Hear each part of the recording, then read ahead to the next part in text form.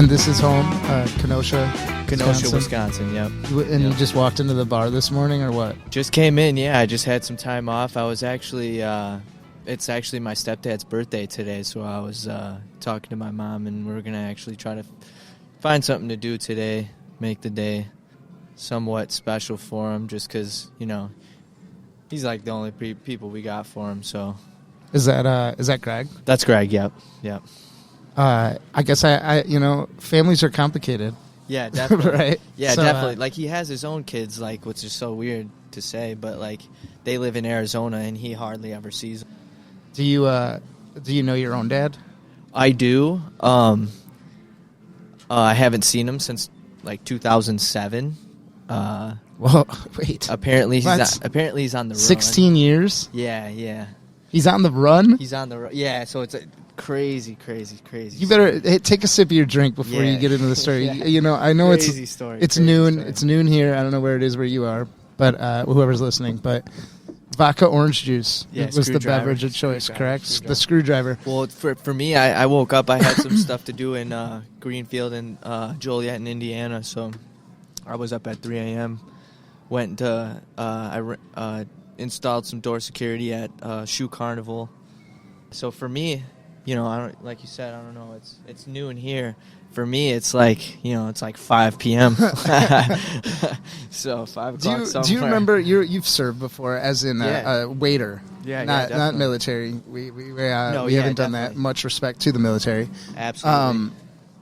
But do you remember the first time someone said, "Can I get a screwdriver?" See, well, you got to think, like, my mom has worked here for how long? So, like, I grew up, I had a weird introduction to a screwdriver. Oh, do you remember it? I do have a funny story about that. So, I was a kid. My mom I would always make, like, drinks for my mom when I was younger, but that wasn't typically the norm for most people. So when a screwdriver to me at a young age, I already knew what that meant. So we had a situation where I have an older brother. His name's Kyle. He was always really rambunctious, getting into stuff that he probably shouldn't have been getting into. So And you never did that. Oh, I had my fair share. Trust me, I had my fair share. But that's not what this story is about. We're going to focus on him.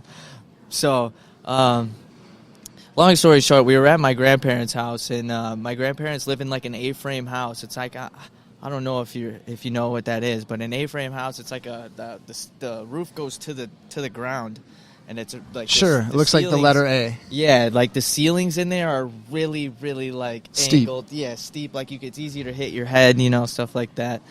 But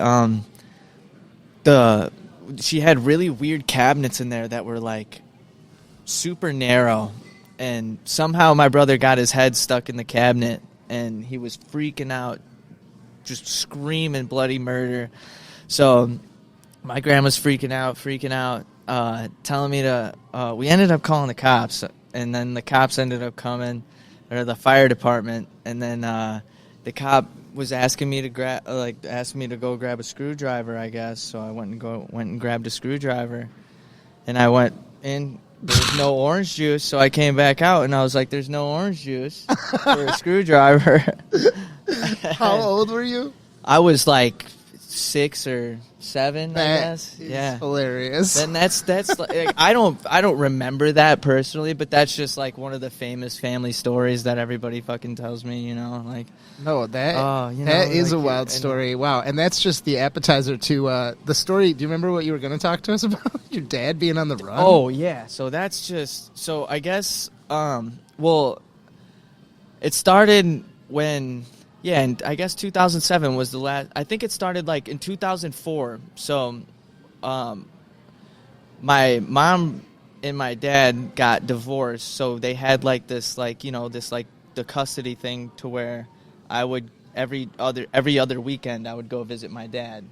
So it started off with that, and everything was going good. My dad had like a good job, and for us, me and my brother, it was always like a a really cool spot to go because it was like my mom was strict, so it was like when we went over to my dad's, it was like he let us do a bunch of stuff that like my mom let us watch like Freddie and Jason or like, you know what I mean? Let us watch a bunch of stuff. Right. So it was cool.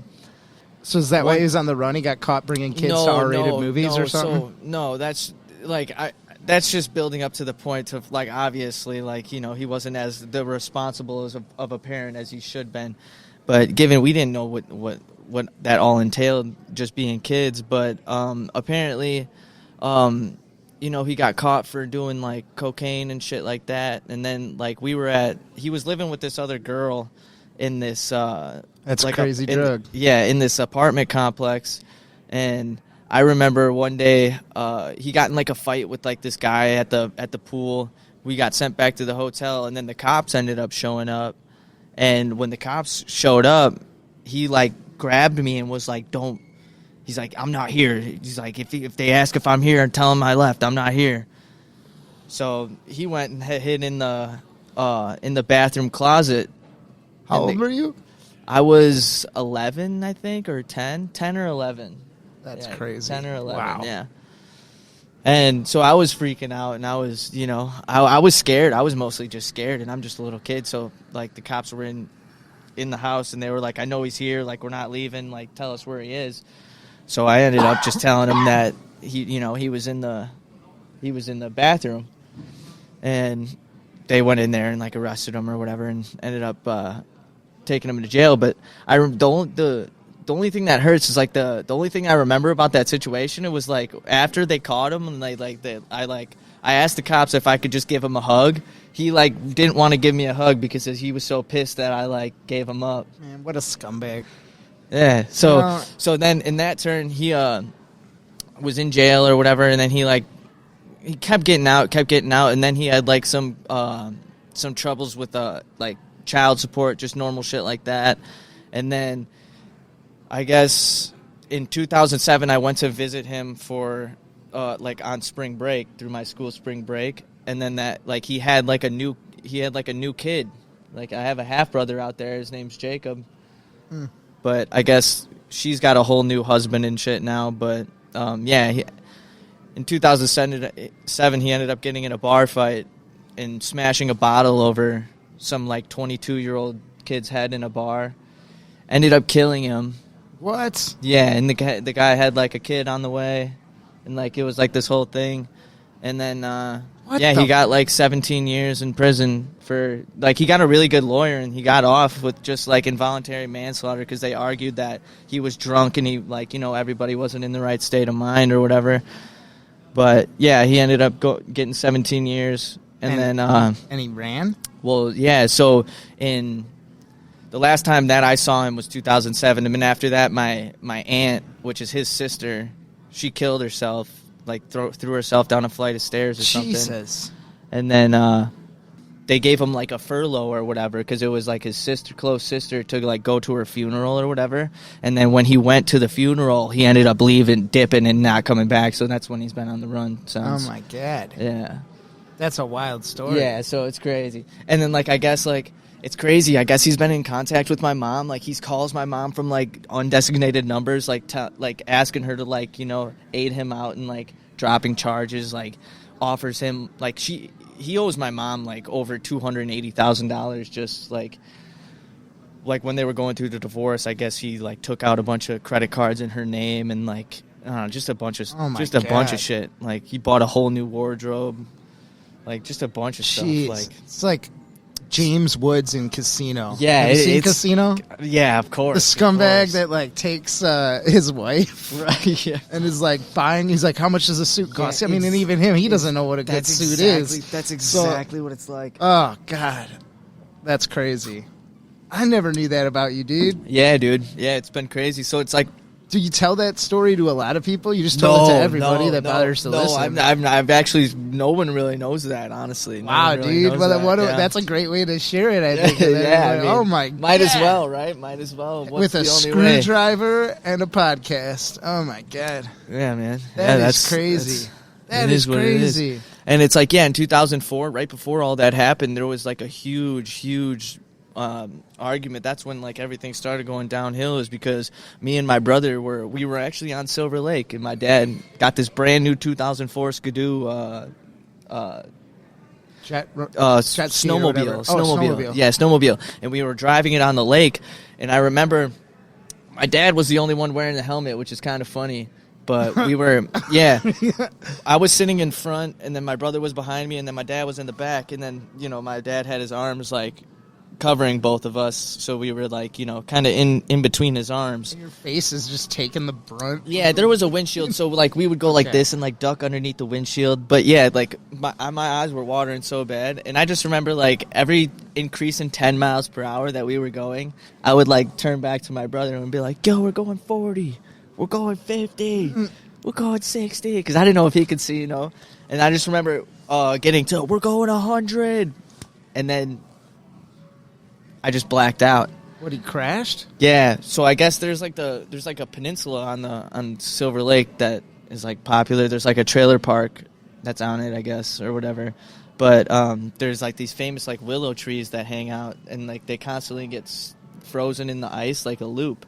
It's like basically just like a loop that's stuck. So one of the skis got stuck under that loop, and it ripped the ski off. And we went flying, and all I remember was waking up to my brother holding on to me. And I woke up, and we were sliding across the ice, just like flying.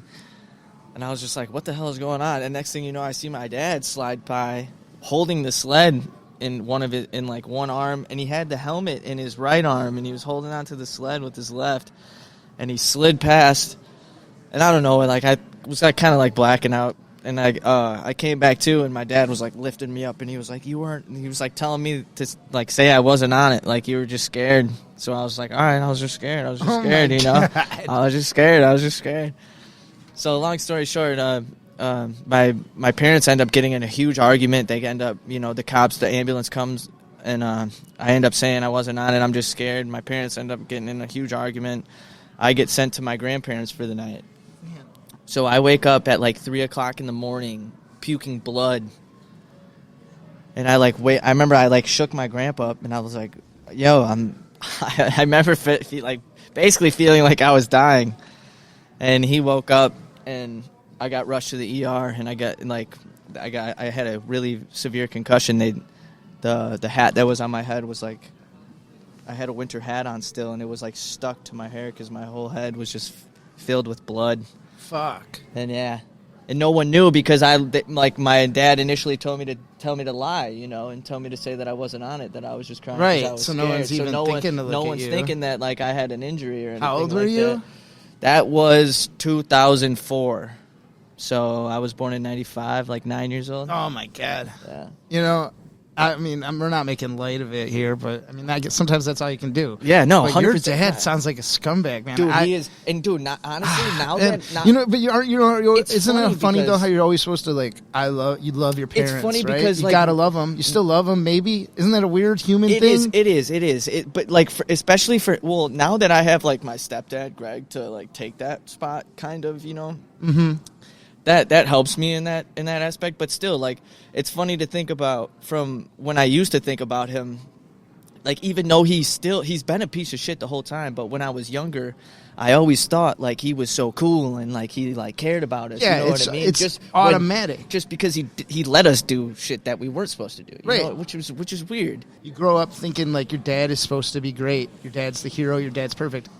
Are most dads good? Yeah, I don't know. Right? It's your dad. We're not talking about my dad right dad. now. My dad, he was always a hero and a celebrity, but he had scumbag features too. There's lots of things that one of these days we'll get into my dad on the podcast, and you can hear it because my dad's a legend. Jerry Rasmussen, rest in Absolutely. peace. World famous Brat Stop, home of the Blink Walks Into a Bar podcast. Best boss I'll ever have. Yeah, he was a celebrity. He was a legend, but he had his flaws too.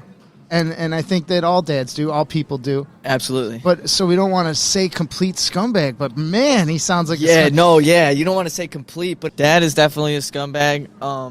Apparently, like, I don't know, I guess there's some legal shit going on with him and my mom right now. my mom's super hesitant to talk about it, but then she'll always, you know, after she gets a little bit of liquid courage in her, which she's famous for, she always starts to, you know, bust out a little bit of. I just gotta interject that this is totally like a bar conversation, which is what I want this to be. You know, like this is how people talk at a bar.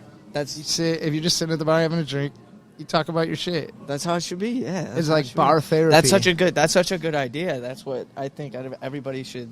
And I feel like everybody should listen to a podcast like that. That would be awesome. It can also be, depending on how open you are. You know, it's like therapy for yourself. True. Yeah, that is true. You said you had never shared that story and that information about your dad, and I feel it's hard to talk about your. Great, it's hard to talk about your people. Like, well, and another thing is just like, except for like on an outlet like this, like, who am I? Like, when I feel like I'm talking to one specific person, it's like they don't give a fuck.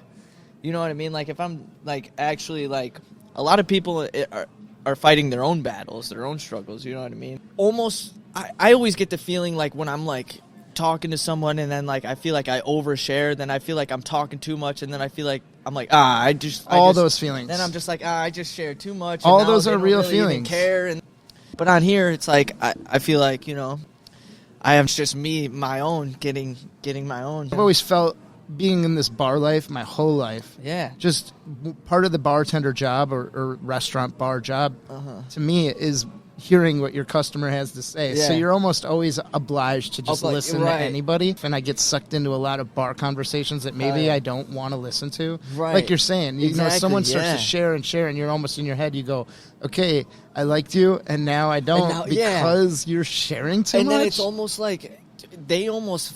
They see that too, so they're like, oh damn, and then they like feel you both reach that plateau at the same point, and you both walk away going, damn it, I played it wrong. Yeah, exactly. You know, in the same vein, like there's a neighbor. He is extra friendly. You know, moved in, and like he's like, anytime you want to come over for a coffee, you know. Now it's weird that you invited me over for coffee. It was cool that we met and said hi, but you just want me to come over for coffee? Why do I think that's weird? It's not weird. I guess I think the person's fine and nice. Well, it's just like if you were to do that 40 years ago, that would be completely normal. You know what I mean? It's just like everybody's considered like you to meet. You have that like initial fake meeting over social media, or like some is meeting people for reals become scary. Yeah, some superficial way. Like you don't even know like the way that they really look. You know what I mean? You know, how many cases of catfish are there? You know what I mean? Like, so it's like until you actually meet them, they're always going to be. But even when you meet them, it's just like, And the inverse of that though is like meeting real people is scary. It is scary, yeah. You almost don't know how to handle it anymore. Yeah, it's a foreign thing now. Because you look around the restaurant, half the restaurant's on their phone. Most of them, yeah.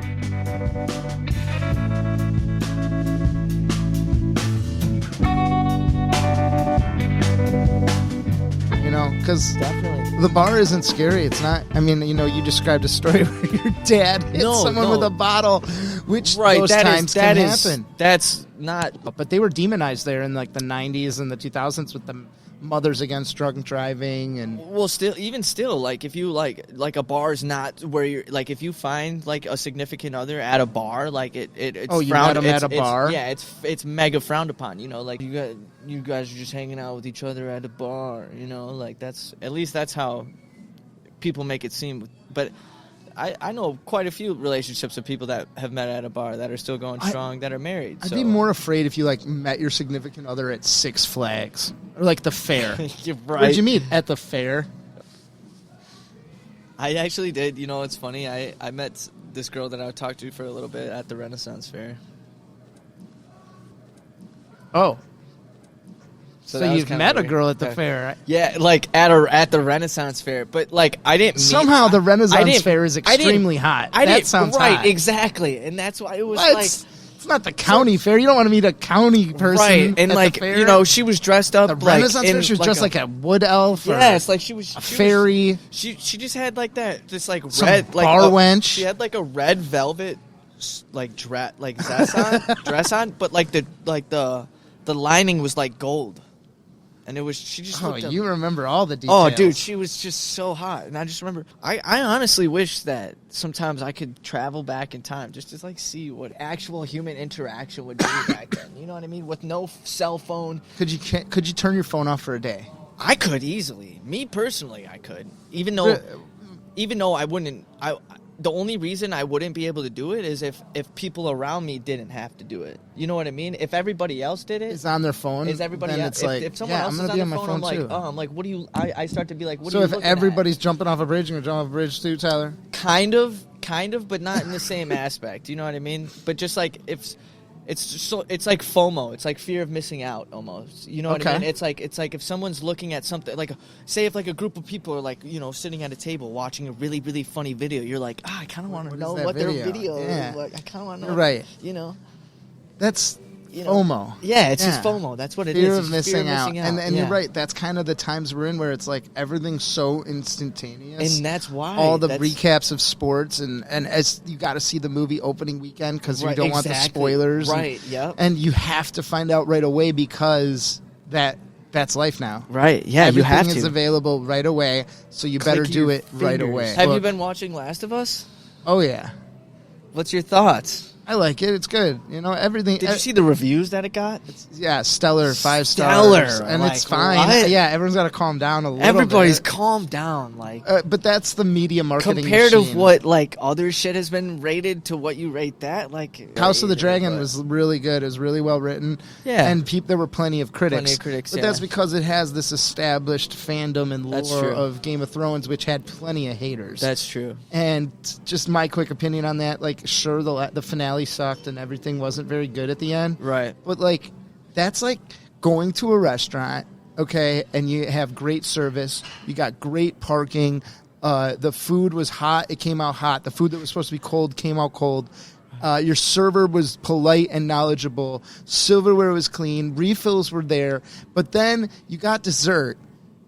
And it just, it wasn't what you expected. Yeah, right. You ordered chocolate ice cream and you got vanilla. That's a really good And it's like, actually. now I'm going to go and say this whole thing was a waste of time. Give that restaurant 1 star. And there's plenty of people that do that shit. I read something like, their comment was basically like, oh, so this was this and that was that. Glad I didn't waste the last 6 years of my life. And I'm just like, dude, you are missing out. You have not been enlightened. You have not been inspired and felt the fire and the passion of Game of Thrones. Because the story, you know what the base story of that is? It's something we kind of talked about already, because you brought up your father. You talk about family. Yeah, the story's about family. That's all it's about. It's similar to Star Wars. Star Wars is really about family. Sure, there's like stars and lasers and the good and evil stuff, which is always there amongst your family. You're fighting amongst your family, your friends. Who is your family? Your friends, exactly. Your parents, the people you meet and make your partner, the relationships you forge with strangers. Like at some point, that's life, that's what Game of Thrones is, and that's what Star Wars is, and that's almost what The Last of Us is. Right. So the show itself, I'm not surprised is good. Like I remember when Last of Us came out on PS4. Like I've always been a really big gamer, so for me, like. That was like almost bridging the next gen experience. You know what I mean? Like this is like, oh my god, like graphics are getting crazy. Like sure. So it was like the moment of that time of like literally just what the hardware can actually handle and like what I spent like $3,600 to build my computer. I built it myself. I got like a LG OLED TV that's beautiful. Like I rewatched it on it just because it looks so immaculate. Great, I see your screwdriver's empty. I was going to offer you one more. Yeah, I'll take one more. Yeah, we'll take a quick break. So as we're getting to the end of our conversation here, just because no one should have that many drinks at the same bar. No, come and have another anytime. But I wanted to conclude the podcast here with Walks in the Bar podcast with a story about the Brat Stop, because I think a lot of people know the Brat Stop. Maybe not everyone who listens to the podcast. Well, at least everyone at first listening to this podcast will know about the Brat Stop. But eventually, when we go worldwide, like the Brat Stop, they say we're world famous. It says legendary, and it really is. I've visited countries. I visited Germany. I visited Korea. I visited Mexico, Florida, and then locally Florida, Louisiana. Absolutely. All of these states, all of these countries. I've met people wearing my Brat Stop shirt, and they go, "I know the Brat Stop," and it just trips my mind out, man. Really does, because we really are world famous, I guess. Tyler, you worked here many years. I've worked here for 12 years. Yeah. Okay. Yeah. You've seen a lot of things. You probably talked to a lot of people. Oh, yeah. You probably got a few stories. But what I want is, like, your best story. It started off as, like, a joke, and I did it for, I think, 4 or 5 years. And I worked here for 12, so, I mean, I guess it wasn't that big of a part of it. But for, like, 4 or 5 years in a row, I dressed up as the Easter Bunny for... like Easter, On Easter, yeah. And so I would, you guys already had this, this whole outfit, this whole, mascot that I would dress up in. And then I would get paid for it, which was awesome. But the whole experience was just awesome. Like, kids literally actually thought that I was the Easter Bunny. You know what I mean? Like, there's nothing more pure and just more... like, I don't know how to explain it. Like, nothing else matters when you're in that position. You know what I mean? And kids are just loving you. And, like, the whole reason is everybody is in that building. Like, we had these whole setups where I would stand on the stage and I would wait and just greet all these kids. And, I'm talking like 500 kids would come in and sit on my lap and take pictures with me all day and just some kids would be crying, scared, terrified. Other kids would just be having the greatest time. And the whole reason they were there for me is because they thought I was the Easter Bunny. That is just like such a specific experience that, like, was so amazing that, like, you can't get at many other places. You know what I mean? Given I had a lot of other awesome experiences here at the Brat, but that's one that I'll never forget. That was just amazing. And I don't think every restaurant, not every bar, has the Easter Bunny. No, not even close. That's why it's such a rare thing. That's why it's like, typically you would think from a server, like, that's not what I would say, but that was the most. That's my personal most, like, happy accomplishment here, because. Well, that was very nice to hear. It was awesome. It was just amazing. Just like. Can I ask? So what was your? Do you remember the first time you were at the Brat Stop? The first time I was at the Brat Stop, I think it was 1998. I came here my mom worked here for a year, and then your dad used to always get presents for, like, his employees and all of his employees' children. Jesus. What an asshole, dude. Right? How do you live up to that? Right. So every Christmas since 1998. How many employees do we have? Fuck, man. 50? 50 to 100 probably, because you got multiple sections. You don't presents just got for all of his employees. Yeah, we would go back into the Wisconsin room on Christmas, and there would just be fucking presents all over every single table. So then we would go in and we would find our present, and it would always be the fucking present that was awesome, like a Hot Wheel fucking thing or something cool. Small and simple, something small but cool. but cool, exactly. So yeah, man, that's the first time I remember coming here. It was like 1998 and getting a present. Yeah, and then every year from 1998, every year we came to the Brat Stop. Christmas Eve. Jerry gave me a present every fucking year. And then, I started working here. Well, actually, it's funny how I started working here. I started working here in 2010, Memorial Day weekend. My mom was already working here, obviously. I was about to start my freshman year in high school, and it was summer that year before going in. And I was with one of my bad influence friends who actually passed away now, which is crazy because he passed away leaving the Halloween party from here. Oh my God. See, a bunch of crazy stuff. But no, I got arrested with him in Greenfield in Milwaukee for shoplifting. and then I had a $500-something ticket that I had to pay off, and my mom was like, I'm not paying him. Got a job doing dishes. So then I got a job doing dishes, and Jerry hired me. I was like, I'll get him to pay that ticket off. Said shoplifter, our kind of guy. Our kind of guy, yeah. Something like that. Yep. Oh, man. That's true, man. That's the Brat true. Stop, man. Home to... And that's pretty much my so life story many. right there. Like, you pretty much heard it. Oh, man. Crazy Tyler, dad. all right, a few Crazy closing dad. thoughts. Let's see. Flynn. You have anything to promote? Anything you want to shout out? Hey, man, just be kind and make the world a better place, man. Yeah. Life's shitty. Everybody's fighting their own battle. And Help each other out, man. Just because your battle might be, Hey, feel just 'cause- bigger right, than the just next 'cause- person's doesn't Just mean because that you're person's saying doesn't "wow" feel as to big. mine doesn't mean yours is minuscule. Like yours is just as big, Yeah. Everybody's fighting their own thing. Go ahead and get it. I'm here to help. We're all here to help. So go to your local bar, buy a beverage. Buy a and bevy. if you're going to talk as much as Tyler does, you make sure you tip real good. Yeah, definitely. Those bartenders Definitely work hard. always take care of your servers and bartenders. Aw. That's the main thing. Well, thanks, Tyler, for being here. You're very welcome. This is one of the first recordings of the Blink Walks in a Bar podcast. I'm your host, Nick, and we'll catch you next time. Hey, you make the blank. I'm just talking in.